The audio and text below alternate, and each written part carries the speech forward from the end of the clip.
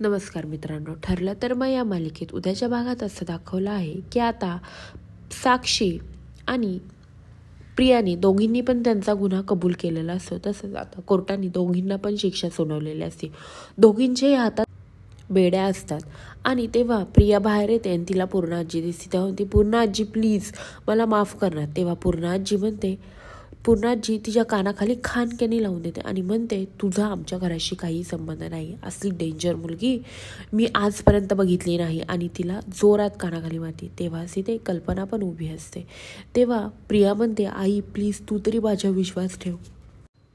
तेव्हा कल्पनासुद्धा प्रियाच्या कानाखाली खानकेनी लावते आणि म्हणते तू एवढी खोटारडी असशील असं मला कधीच वाटलं नव्हतं.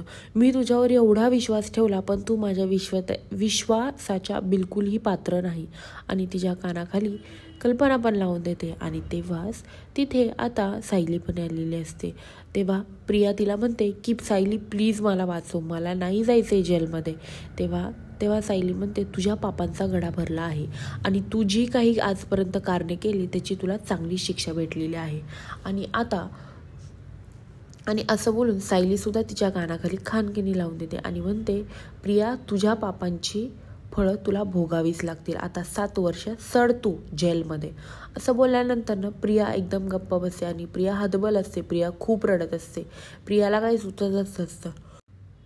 आता खरा न्याय हा मधुभावना भेटलेला असतो, कारण की इतक्या दिवस त्यांनी खोट्या गुन्ह्याखाली इतके जेल बिल सगळ्यांचा मनस्ताप सहन केलेला असतो.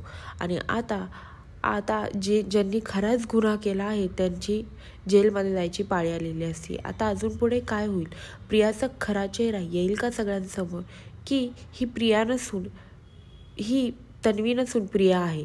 हे पाहण्यासाठी विसरू नका ठरलं तर मग आणि माझ्या चॅनलला लवकरात लवकर सबस्क्राईब करा. धन्यवाद.